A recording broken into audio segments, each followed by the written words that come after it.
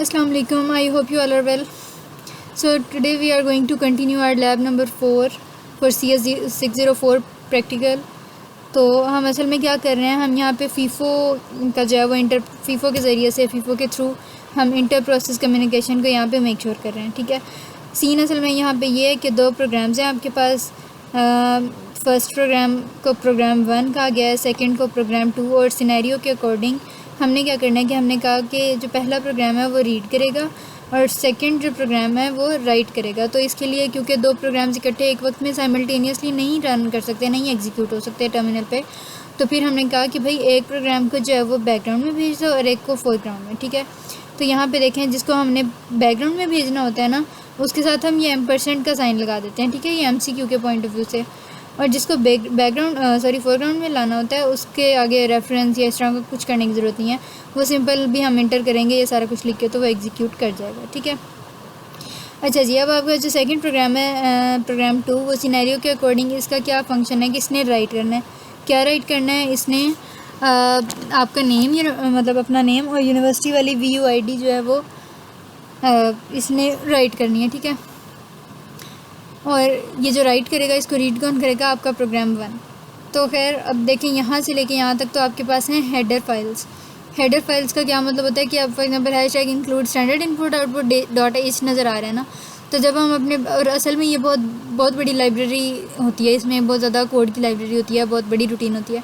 तो हम जब इतनी सी लाइन को, इस हेडर फाइल को बस इंक्लूड कर देते हैं तो असल में बाय डिफ़ॉल्ट ही हमारे कोड में सारा कुछ आ जाता है जो भी चाहिए होता है। ठीक है, तो ये हेडर फाइल्स हैं। FCNTL अगर कोई फंक्शन वगैरह के साथ डील कर रहे हैं, स्टैंडर्ड लाइब्रेरी, इसी तरह टाइप्स, डिफरेंट डेटा टाइप्स के साथ अगर डील कर रहे हैं, कोई स्ट्रिंग आ रहा है तो string.h और ये सारा कुछ।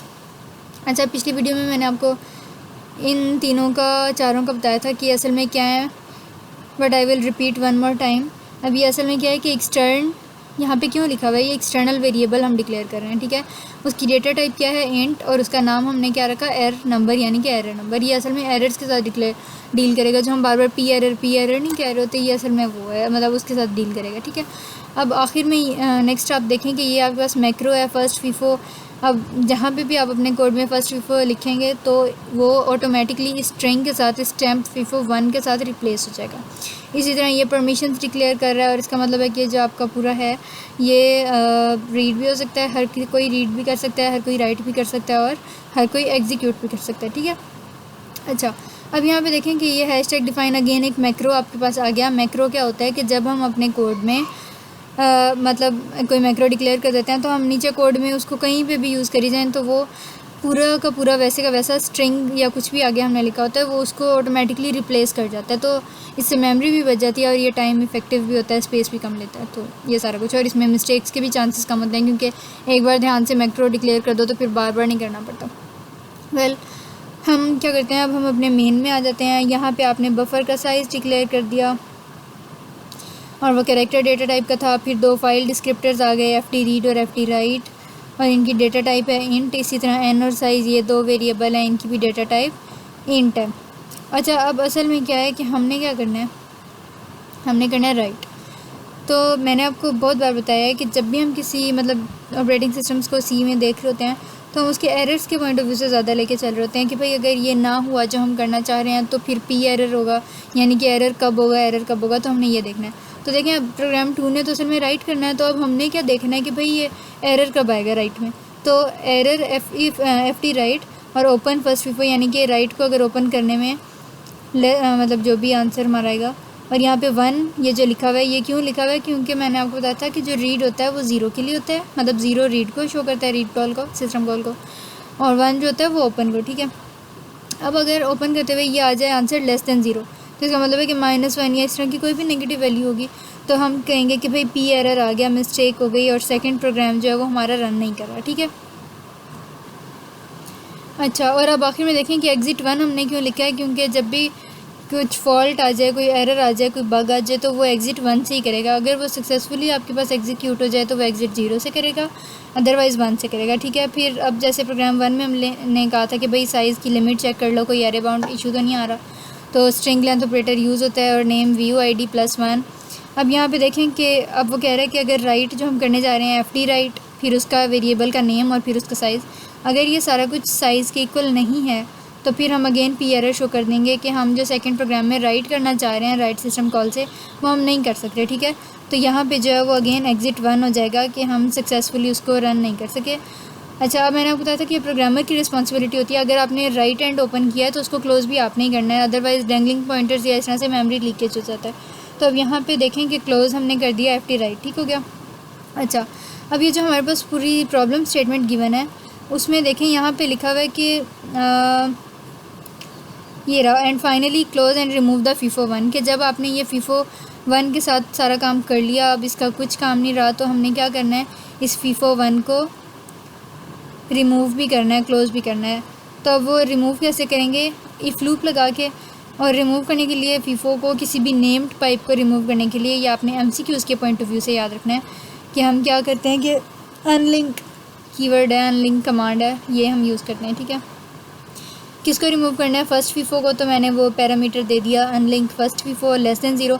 अब again as I have told you a number of times कि हमने अगर फॉर एग्जांपल कुछ भी अगर कोई कमांड रन करनी है, कुछ भी एग्जीक्यूट करवाना है, तो हम उसको एरर के पॉइंट ऑफ व्यू से लेके चलते हैं। तो अब हमने देखना है कि भाई हम अनलिंक करना चाहते हैं फर्स्ट फीफो को, तो ऐसा क्या होगा, मतलब कब जो है वो पी एरर यानी कि एरर आ जाएगा, उसमें एरर वाला फ्लैग शो हो जाएगा।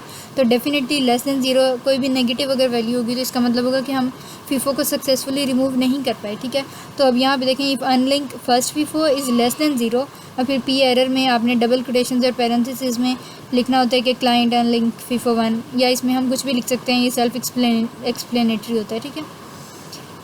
तो अब यहाँ पे अब देखें नीचे आ गया एग्ज़िट 1 और फिर एग्ज़िट 0 रिटर्न 0। अब यहाँ पे एग्ज़िट 0 रिटर्न 0 क्या है कि हमने पूरा प्रोग्राम अपना सक्सेसफुली जो है वो रन, मतलब सोर्स कोड इसकी सोर्स फाइल इसका बना लिया, ठीक है।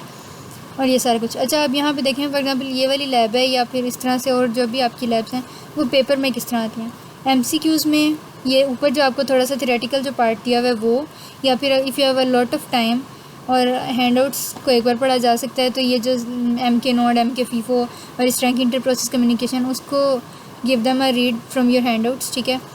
एक तो ये पॉइंट। फिर उसके बाद अगर वो नहीं भी की तो उसमें भी ज़्यादा टेंशन वाली बात नहीं है, ये जो इतना सा थ्योरेटिकल पार्ट है ना, मतलब ये सारा आपने रीड करना है, इसमें से MCQs बन जाते हैं, और ये जो पूरा कोड है इसमें से बनती है सब्जेक्टिव। 6 क्वेश्चन होते हैं लॉन्ग, उनमें से आपने करना है 5।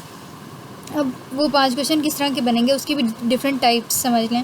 या तो इस तरह आ सकता है कि फॉर एग्जांपल वो कहे कि फीफो यूज़ करो और फिर रीड राइट यूज़ करो और कुछ मतलब अपनी यूनिवर्सिटी की ID और नेम फॉर एग्जांपल वो शो करवाना है, तो उस केस में तो ये आपको पूरा कोड लिखना पड़ेगा। इस तरह के भी लॉन्ग क्वेश्चन आते हैं, लेकिन हर केस में इस तरह नहीं होता। समटाइम्स इस तरह भी आ सकता है, फॉर एग्जांपल यहाँ पे रिसेंटली बल्कि करंट पेपर में भी इस तरह से आया कि यहाँ तक कोड लिखा होगा और फिर आगे आपको कमेंट्स में कह दिया जाएगा कि use MK node to create a FIFO, ठीक है, use MK node to create a FIFO.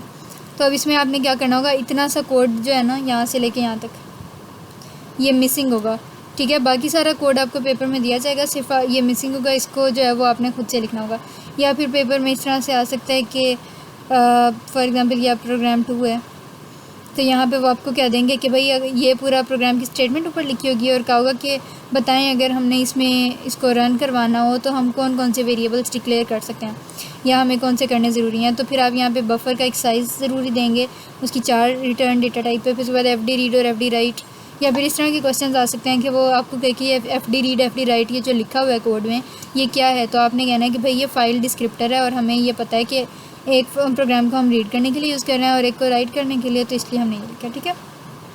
तो इस तरह की डिफरेंट मतलब अंदर से भी क्वेश्चन आ सकते हैं, और सिंपल इस तरह भी आ सकता है किसी लॉन्ग क्वेश्चन का पार्ट बन के कि फीफो को रिमूव करना है इस कोड में, तो वो करके दिखाएं। तो बाकी सारा कोड आपके पास वहीं क्वेश्चन में ही गिवन होगा, सिर्फ इतना सा जो है वो नहीं होगा, तो वो आपने खुद से करना होगा। So that was all about lab number 4। इसमें भी अगर कोई क्यूरी हो तो you can always drop a comment, and if you are new to the channel then please don't forget to subscribe and hit the bell icon. Thank you.